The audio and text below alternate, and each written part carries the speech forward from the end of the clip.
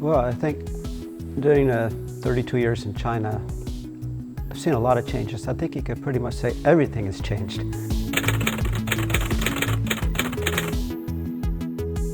We both now want to stay here until they bury us here.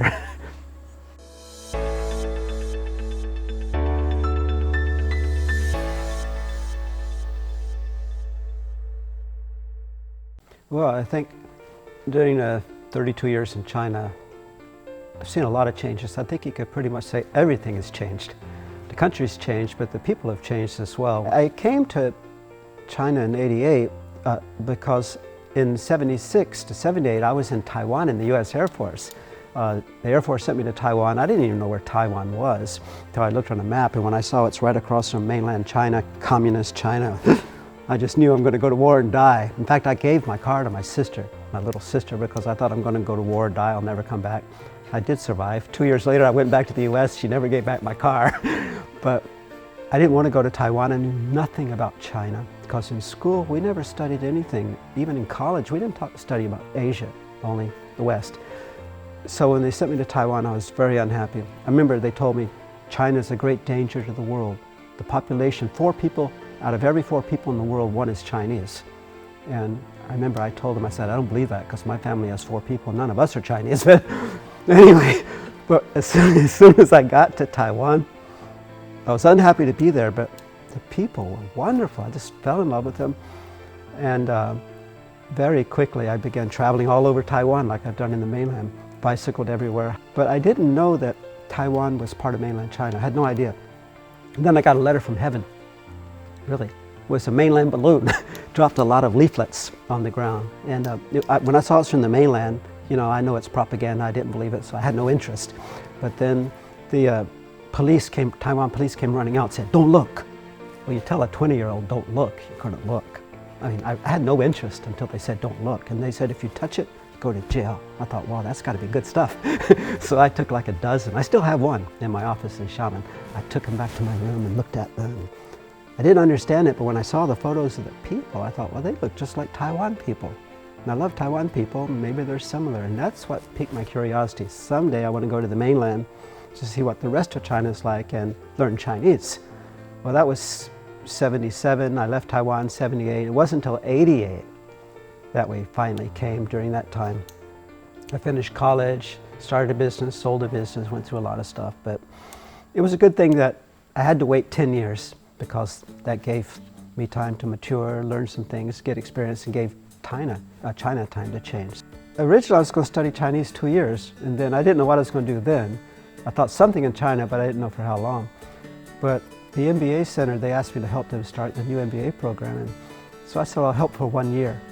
And then I'll help for 1 more year, and 1 more year. But the more I learned, they were so excited. And they said, we're going to build one of the best MBA programs in China. And I thought, yeah, right. I mean, this is Xiamen, it's not Beijing or Shanghai. But I thought it's kind of cute that they had that kind of goal. So, and I was so excited about their enthusiasm. And I slowly began to realize that if China really can develop and reach its goals, that's not only good for China, but the rest of the world. And that pivots on business. So MBA is a very important thing for China. I thought, man, if I could do this, I mean, it's a good thing to do with my life. So eventually I thought, why leave? What could I do that's any better than that? So now I have no plans to leave. Once I retire, I don't know when I'm going to retire. I just signed a new contract to 68 for teaching, but I love teaching. I can't imagine anything better, especially teaching in China. It's the best place for teachers. But when I first came, the students were much younger because there was no requirement for MBA students to have business experience, so they were all 21, 22, right out of college. So their whole life they'd spent in studying. They had no real life experience. They knew little about the rest of the world. And so they were kind of naive. They all thought they'd get an MBA degree, they're going to graduate and be CEOs of big companies. And they learned quickly that wasn't true. But to give them credit, many of them did become CEOs. They worked their way up pretty quickly. But back then their goals were different. They didn't, you know, I started writing articles not just for foreigners but for Chinese saying the future is China, not the rest of the world. You know, they said, well, you can leave. I'm not going to leave. That's why I got permanent residence. I said, the future is here, but they all wanted to go abroad. I asked my students, what's the most important management course? And they said, English. I said, English? Then why not go foreign languages department? But that's because their goal was to leave China. They thought opportunities were overseas, which at that time I understand. I said that in the future it's going to be here. Now a lot of those students who left back then regret it and wish they'd have stayed here, and many have come back.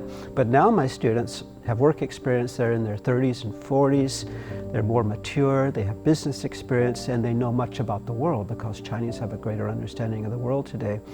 And now a lot of my students, they're studying business to do business in China because, like one person told me, all the world's coming to China to make money, so why should I go to another place? I know China better than these foreigners.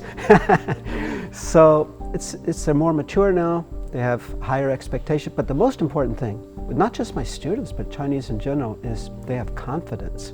When I first came, China was emerging from a lot of problems, decades of problems, century of problems. And now they've seen the changes, economic development, the poverty alleviation. This year, the experience with COVID, when the rest of the world's falling to pieces, China, the biggest population, controlled it pretty rapidly. So there's a lot of pride in the country, in the government, and themselves. So it's even more exciting now to teach than 30 years ago.